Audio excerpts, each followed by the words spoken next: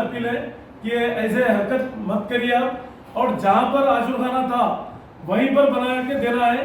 और इसको ये लोग शिया कम्युनिटी का रिप्रेजेंट रियासती वक्फ बोर्ड की नाअहली मसाजिद, आशुरखानों और कब्रस्तानों के तहफ़्फ़ुज़ में नाकामी के वाक़यात के एक के बाद दीगर मंजर-ए-आम पर आने के बावजूद ये इदारा टस से मस नहीं हो रहा है। मेदक के टेकमाल में दरगाह हजरत सैयद शहाबुद्दीन की सड़क की तोसी के नाम पर शहादत के दिल आज़ार वाक़े के अंदरून एक माह एक और वाक़या पेश आया है। हालांकि दरगाह हजरत सैयद शहाबुद्दीन की शहादत के वाक़े का सदर मजलिस और रुकन पार्लियामेंट बैरिस्टर असदुद्दीन अवैसी ने सख्त नोट लेते हुए इसकी दोबारा तामीर का मुतालबा किया था। सड़क की तोसी के नाम पर जिले नारायणपेट के मुस्तखर में एक 200 साल कदीम शाही आशुरखाने की निज़ामी कार्रवाई के खिलाफ मुसलमानों में शदीद गम व गुस्सा देखा जा रहा है। हैरत की बात है कि इस कार्रवाई के मौके पर TRS के कायदीन वहां मौजूद थे। इनमें नायब सदर नशीन बल्दिया, सदर नशीन एग्रीकल्चर कमेटी और TRS के टाउन प्रेसिडेंट भी शामिल हैं। RNB के हुक्काम ने इस मज़मूम कार्रवाई के लिए मकामी पुलिस की मदद भी ली ताकि किसी मज़ाहमत को रोका जा सके। TRS के दौर में इस कार्रवाई से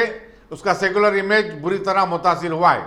मजलिस के रुकन खानुसाज काउंसिल रियाजुल हसन आफंदी और शिया आलिम दीन व रुकन वक्फ बोर्ड मौलाना निसार हैदर आगा ने इस वाक़े पर शदीद एहतजाज करते हुए वक्फ बोर्ड के सदर नशीन मोहम्मद सलीम से मुलाकात की और नुमाइंदगी की। मोहम्मद सलीम ने इस वाक़े की मज़म्मत की और बताया कि वह सिलसिले में मालूमात हासिल करते हुए खाती अहदेदारों के खिलाफ कार्रवाई करेंगे। उन्होंने आशुरखाने के मुतवल्ली के तसाहुल पर भी कार्रवाई का यकीन दिलाया। उन्होंने कहा कि सड़क की तोसी के नाम पर आशुरखानों, मसाजिद और कब्रस्तानों को मुस्मार नहीं किया जा सकता और ऐसी किसी भी कार्रवाई से कबल वक्फ बोर्ड के इल्म में ये बात लाई जानी चाहिए। मोहम्मद सलीम ने मजीद क्या कहा वो आगे सुनिए।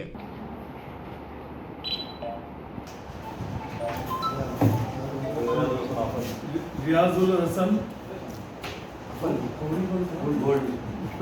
रोडी साहब जो है और आपका अली जाफरी साहब और हमारे हैदर आगा साहब हमारे बोर्ड मेंबर भी है और शिया कम्युनिटी के उलमा भी हैं वो। और जो आशुरखाना जो डिमोलिश किया गया है तो खस्ता, हम आरडीओ को बात करें, कलेक्टर को उसको बात करें, रोड बैंडिंग ये RMB वालों को बात करें तो वो लोग का बोलना ये है कि बहुत ही खस्ता हालत में था। तो ऐसा नहीं कर सकते जब तक वक्फ बोर्ड को नोटिस नहीं दिए। वक्फ बोर्ड को नोटिस देना, वक्फ बोर्ड फिर आर्डर दिए बाद आप कोई भी चीज़ करते, किसी भी चीज़ को ला के रोड बैंडिंग बोल के आप डिमोलिश नहीं कर सकते। मैं रोड बैंडिंग के RMB वालों से, पूरे डिपार्टमेंट से मैं गुजारिश कर रहा हूँ, जहाँ जहाँ पर भी है आशुरखाना, गिरेवियार्ड, मस्जिद, दरगाह, ये जो भी है वक्फ बोर्ड की नॉलेज में लाइए। वक्फ बोर्ड का परमिशन लेके कोई भी चीज़ छीना है, ज़मीन हो या कुछ भी इबादत गाह हो, ये ऐसा करने से गलत बात हो जा रही। इससे गवर्नमेंट बदलाव हो रही है हमारी, क्योंकि KCR साहब एक ऐसे सुलझे हुए चीफ मिनिस्टर है, सेकुलर चीफ मिनिस्टर है वो KCR साहब की गवर्नमेंट में ये चीज़ नहीं होना है। KCR साहब की गवर्नमेंट, KCR साहब ये चीज़ों को ऐसा करना बोल के नहीं बोलते KCR साहब। लिहाजा मेरी डिपार्टमेंट के ऑफिसरों से अपील है कि ऐसे हरकत मत करिए आप, और जहाँ पर आशुरखाना था वहीं पर बना के देना है। और इसको ये लोग शिया कम्युनिटी का रिप्रेजेंट ये लोग हमको कंप्लेंट दिए हैं और हम भी इसके ऊपर खामोश नहीं बैठेंगे, क्योंकि वक्फ बोर्ड सुप्रीम रहता है इसके अंदर। वक्फ बोर्ड की तरफ से जो है ना हम भी इस पर एक्शन लेंगे, क्योंकि वक्फ बोर्ड सेंट्रल एक्ट रहता। आप वक्फ बोर्ड की बगैर नॉलेज के, CO की बगैर नॉलेज के, बोर्ड की बगैर नॉलेज के आप कैसा डिमोलिश करते हैं आप। हम इस पर क्रिमिनल केस भी बुक कर दे सकते हैं, हम सब जगह क्रिमिनल केस बुक करना ही पड़ेगा, क्योंकि बगैर नोटिस के आप नहीं कर सकते कोई भी चीज़ वक्फ बोर्ड की बगैर नॉलेज के। तो इसके ऊपर सीरियस एक्शन लेंगे। CO साहब से भी मैं बोल रहा हूँ, आप जरा इसके ऊपर एक्शन लेके इसको नोटिस दीजिए, आप लेटर भी दीजिए कि कैसा डिमोलिश करें बगैर इत्तला के। हमारे इत्तला में नहीं है, हमारी डिमोलिश होने के बाद हमारे इत्तला में है। और इबादत गाहों का एहतराम करना है, मंदिर हो या मस्जिद हो या आशुरखाना हो, दरगाह हो, कोई भी हो, किसी के दिल को ठेस पहुंचाना नहीं है, किसी के मजहब को ठेस पहुंचाना नहीं है। तो लिहाजा इसके ऊपर मैं कंडम करता हूँ ये तोड़ने पे। तो इसको आप बिल्कुल इमीडिएट तामीरी काम शुरू होना है और हम RDO से सबसे बात करें और इंशाल्लाह हमारा इंस्पेक्टर भी आज मीटिंग लगाए, जहाँ पर तोड़े वहाँ पर आज मीटिंग है, पूरे कलेक्टर वगैरह सब आ रहे हैं, CO साहब भी उसमें सीरियस बात करें। इंशाल्लाह उसके ऊपर हम खामोश नहीं बैठेंगे, उसको बना के रहने का है वहाँ। नहीं, ऐसे कई जायदादा हैं जो बगैर वक्फ बोर्ड के जो है इतला करके जो है डिमोलिश कर रहे हैं, फिर आप ये कह रहे हैं कि हमको इतला नहीं हुई, तो फिर इसके जिम्मेदार कौन है? वहाँ के बैठे जो कलेक्टर है या DRO है, कौन है जो है जो आपको जो इंटीमेशन नहीं देगा? किस तरीके से उन्हें जिम्मेदार है, जबकि वक्फ बोर्ड की नॉलेज में होना चाहिए और अगर मुतवल्ली को कंप्लेंट कहा तो मुतवल्ली हमको बोलना चाहिए था और मुतवल्ली वहाँ पर प्रोटेक्ट करना चाहिए था। वहाँ पर मुतवल्ली की भी इसमें कमजोरी है। इसमें कौन मुतवल्ली है उनके ऊपर भी एक्शन लेंगे हम, क्योंकि मुतवल्ली साहिबान भी खामोश नहीं बैठ सकते। कुछ भी ऐसा हो रहा तो वक्फ की नॉलेज में लाना है। हम गवर्नमेंट टू गवर्नमेंट हम बात कर सकते हो। तुम लोग अब रख लेके लेटर रख लेके तोड़ने के बाद में यहाँ आए तो कैसा? और कई जगह कंपोजिशन भी ले ले रहे मुतवल्ली, पैसा नहीं ले सकते। वक्फ की नॉलेज में लाना है। वक्फ प्रॉपर्टी ऑलवेज वक्फ रहती, क़यामत तक वक्फ रहती। जी अब क्या करेंगे आप? वहाँ का जो है इन्वेस्टिगेशन करेंगे क्या? वहाँ पे जाएंगे आप लोग? इन्वेस्टिगेशन हमारा इंस्पेक्टर हमारे टीम है, सीओ साहब भी आजकल में जाएंगे वहाँ पर। जाके हम लोग भी उन लोग को बुला के बात करेंगे यहाँ पर कलेक्टर को, क्योंकि वहाँ पर बनना ही बनना है। खामोश नहीं बैठेंगे हम इसके ऊपर। चलिए। मोहम्मद सलीम से मुलाकात के बाद शिया आलिम-ए-दीन मौलाना निसार हैदर आगा और एमएलसी रियाजुल हसन आफंदी ने मीडिया से बातचीत की। उन्होंने आशुर खाने की इसी मकाम पर दोबारा तामीर का पुरजोर मुतालबा किया। वो मजीद क्या कहते हैं, आगे सुनिए।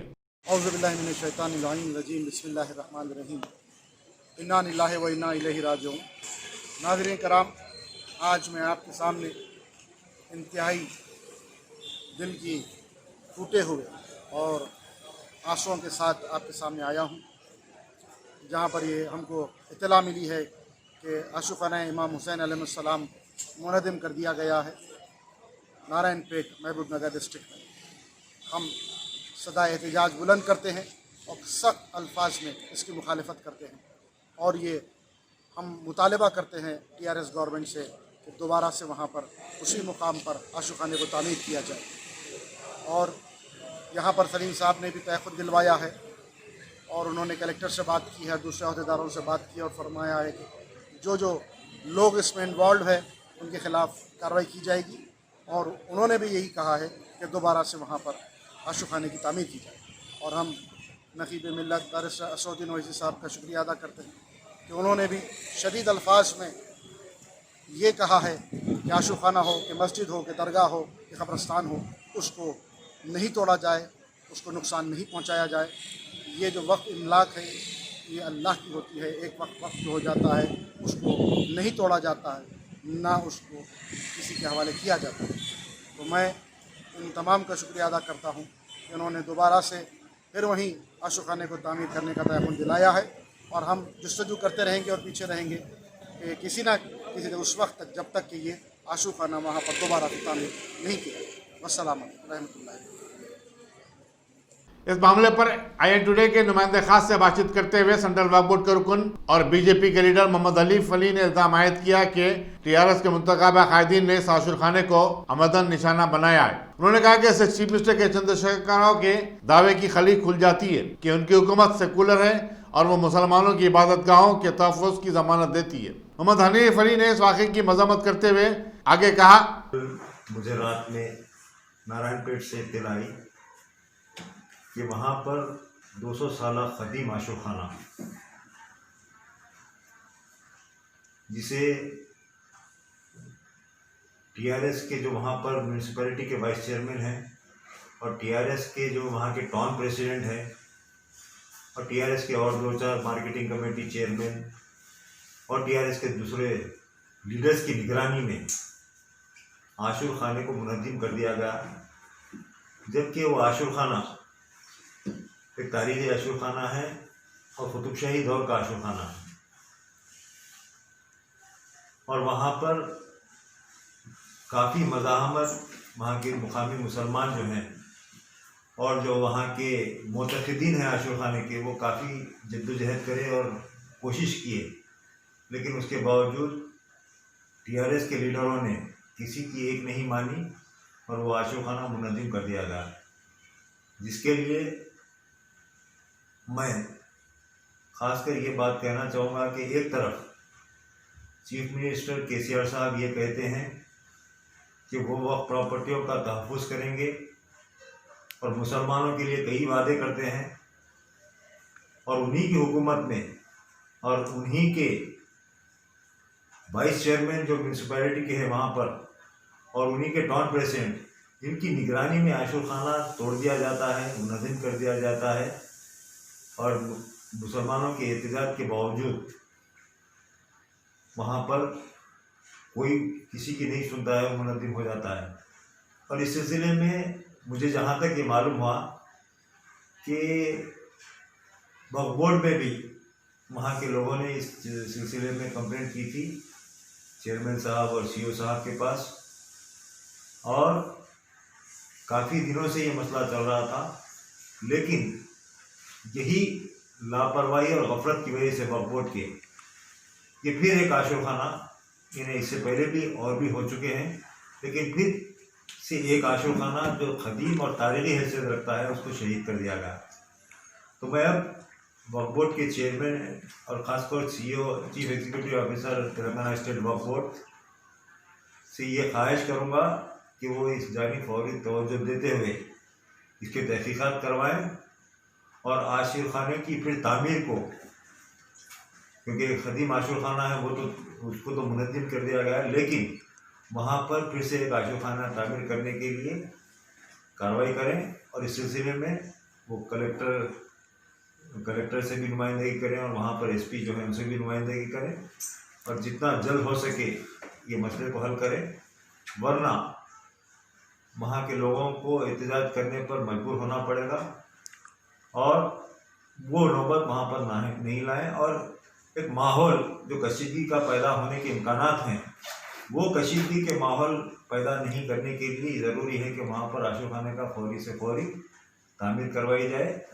और मैं हमारे सीएम केसीआर साहब से ख़ासकर, और चूँकि वहाँ पर कुछ बल्दिया का अमला भी इसमें काम किया है, केटीआर साहब जो मिनिस्टर हैं उनसे भी ये ख्वाहिश करूँगा कि उस तरह तवज्जो दें और जो उनके लीडरों ने ये जो कारस्तानी की है उसका भी नोट लेते हुए जो भी उसमें खाते हैं उनके लिए खिलाफ कार्रवाई करते हुए फौरी आशुखाने की तामीर को अंजाम दें। और आशुखाने के लिए अगर वहाँ जगह नहीं है तो उसके बिल्कुल पास में कोई जगह अलॉट करते हुए आशुखाने की तामीर करवाएं। आप नेशनल वक्फ काउंसिल के रुकन होने के नाते आप क्या कार्रवाई करेंगे इस पे? देखिए आप, ये रात में मेरे पास इत्तला आई थी, कल रात का ही वाक़या है जो मुनज़्ज़म हुआ है, कल रात में आई है और मैं इमीडिएट इसमें कार्रवाई शुरू कर चुका हूँ। और मैं हमारे सेक्रेटरी वक्फ काउंसिल जो है, सेंट्रल वक्फ काउंसिल के जो सेक्रेटरी है उनके पास भी इत्तला पहुँचाऊँगा और वहाँ से तेलंगाना स्टेट वक्फ बोर्ड से रिपोर्ट तलब करके उसमें जो भी ज़रूरी कार्रवाई होगी वो भी करेंगे और यहाँ के जो चीफ सेक्रेटरी है तेलंगाना स्टेट गवर्नमेंट को, उनको भी इस जानिब मुतवज्जो करें। इस आशुर खाने के खाते में कुछ करोड़ों की ज़मीन है बोल के सुने में आ रहा है, ये कहाँ तक सच है? ये तफसीलात तो मुझे नहीं मालूम है, सिर्फ मुझे यही मालूम हुआ है कि आशुखाना मुनज़्ज़म किया गया है। अगर आशुखाने के तहत कोई ज़मीन है और जो भी है वो वक्फ ऑलवेज इज़ वक्फ है, तो उसके हैसियत चेंज नहीं हो सकती है। तो अगर कुछ भी हुआ है उतनी ही जगह, जितनी भी जगह आशुखाने के तहत है वो जगह भी अगर हुकूमत ने इस्तेमाल की है और ये मुनज़्ज़म होने में आई है तो वो भी हम हुकूमत से बराबर वापस ले सकते हैं और वापस हुकूमत को देना पड़ेगा।